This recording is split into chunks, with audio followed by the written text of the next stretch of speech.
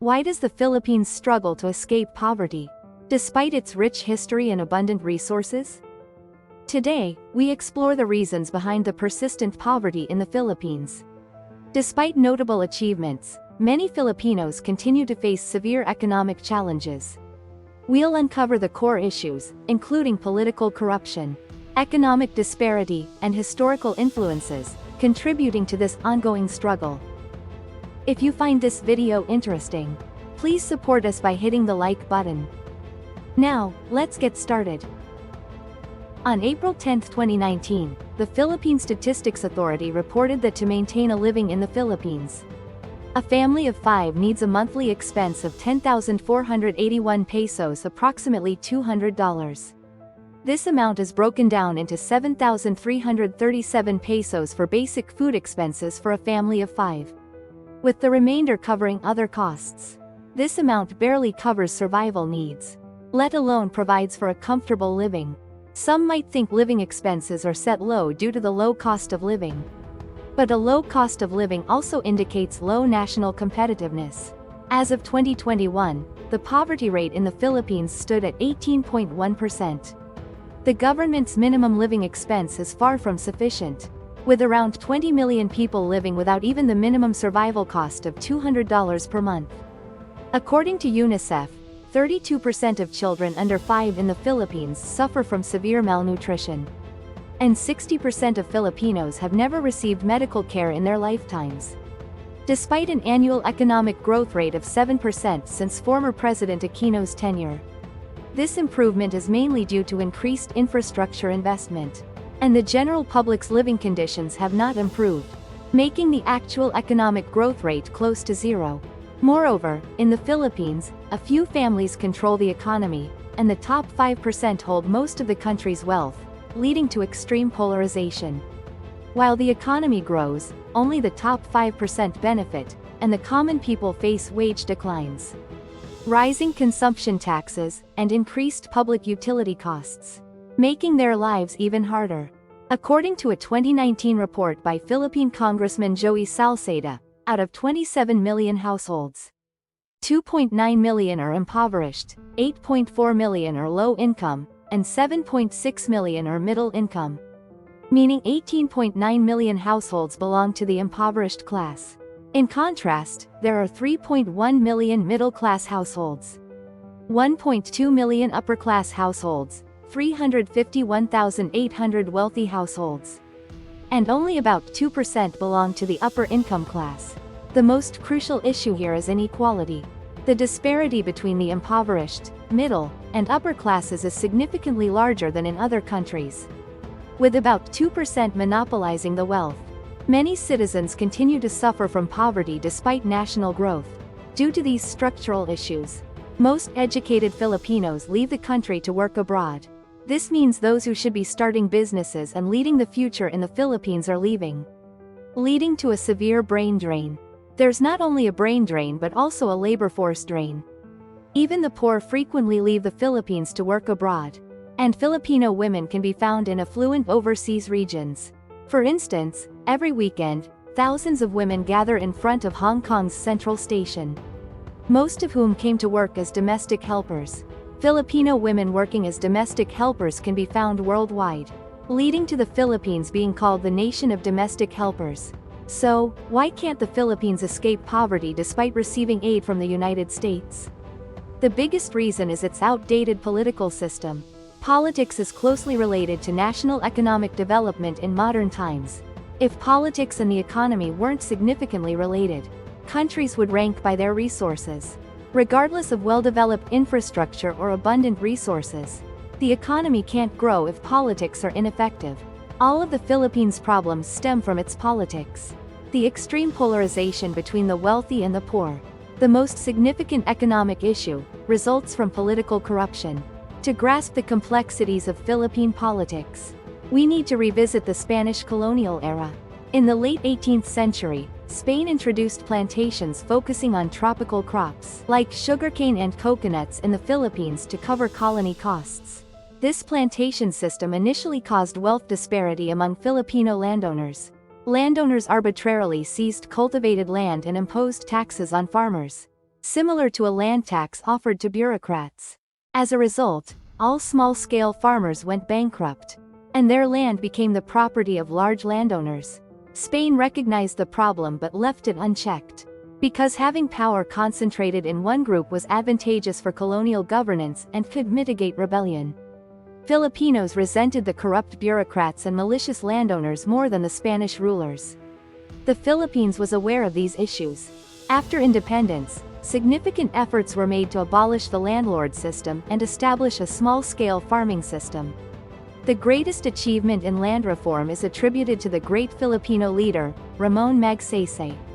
Known as the Eisenhower of the Pacific. During his presidential campaign, Magsaysay said, "The people's food is more important than mine. Even if my father breaks the law, he will go to prison," gaining much support from the public. He did not just promise to eradicate corruption. He made considerable efforts to eliminate it, gaining popularity. Notably, Magsaysay successfully suppressed the Hukbalahap rebellion and restored order, earning worldwide recognition. Since the Land Reform Act of 1955, the Magsaysay government continuously promoted land reform and implemented policies for the common people and the impoverished, albeit in a preliminary manner. However, due to the opposition led by the landowner class, who formed interest groups to oppose reform bills, substantial changes could not be achieved. As stated in his presidential campaign speeches, Magsaysay maintained a very clean personal life.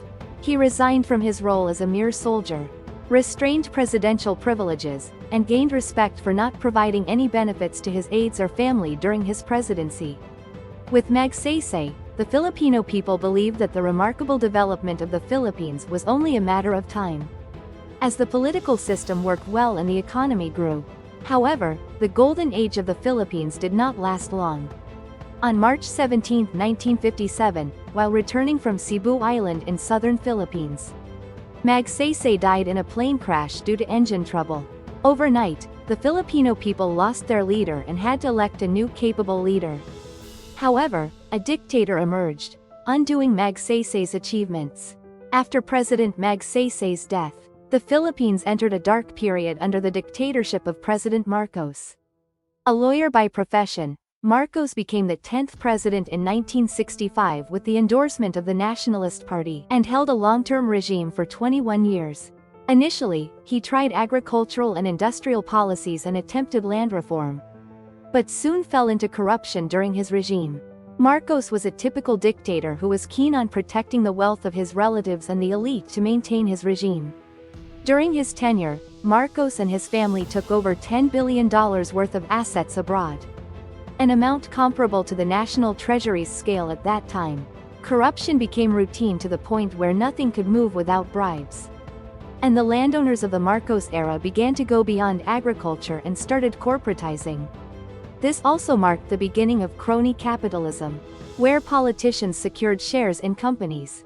As a result, a very few families from the landowner class, which continued from the Spanish colonial era, began privatizing every industry in the country to a level where even the president could not control them. Moreover, the landowners' power was further strengthened with the establishment of voting rights in the Philippines. The landowner class, which controlled the land, obtained voting rights in exchange for guaranteeing the minimum living standards for the poor. This is called clientelism, where politicians and voters exchange votes for their own benefit, essentially buying votes with money. For the families holding the majority of votes, even a single politician, let alone the president, could not make any statements. This led to greater wealth concentration and inheritance. Still, if Marcos's term had ended here, there might have been new hope. However, in 1972, a year before his second term ended, Marcos declared martial law and took complete control of the Philippines. The landowners likely found it more convenient to have Marcos, who followed their orders, in power. Marcos banned party activities, imprisoned political opponents and journalists, and used state power to suppress those opposing his regime and family. This period of rampant human rights violations is remembered as one of the darkest in Philippine history. At the same time, national debt accumulated, and people began living in a society poorer than before. In 1983, Marcos lost public trust after assassinating Senator Benigno Aquino, leading to a wave of anti-Marcos sentiment. This was also fueled by the declining Philippine economy, which had started its downward trend. The anti-Marcos wave quickly spread, leading to the People Power Revolution, a rapid spread of anti-Marcos demonstrations. Ultimately, on February 25, 1986, Marcos was ousted from the presidency, and Benigno Aquino's widow, Corazon Aquino, was elected president. However, this did not bring about the desired changes. Although the Filipino people successfully ousted the dictatorship and established a new president through the power of the people, most of the elected members in the May 1987 elections were from the landowner class. The majority of citizens sold their votes for immediate benefits rather than for the future.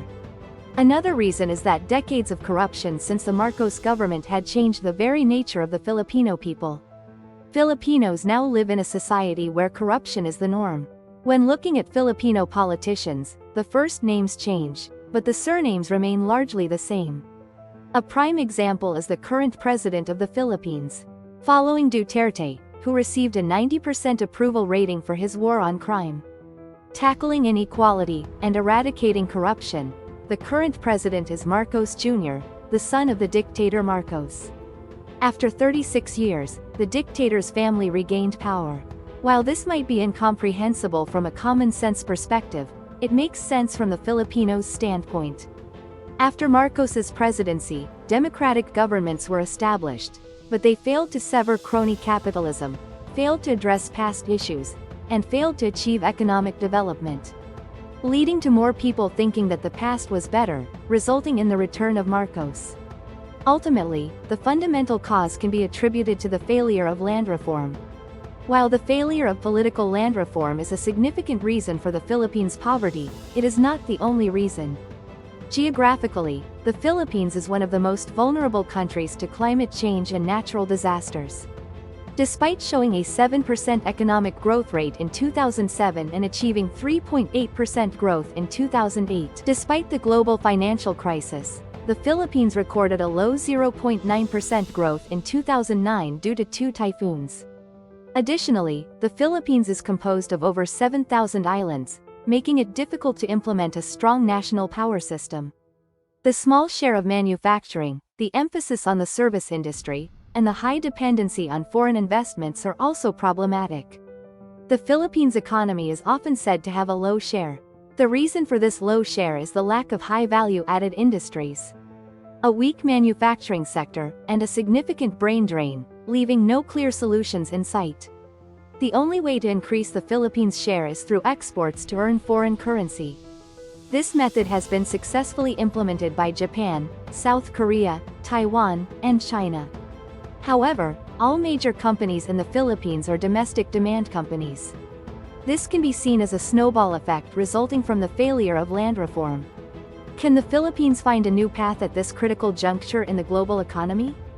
The biggest problem lies within the country's internal structure, making it difficult unless a significant event occurs. This concludes the discussion on why the Philippines cannot escape poverty. Thank you for watching. Don't forget to like, comment, and subscribe for more insightful content. Take care and see you in the next video. Goodbye.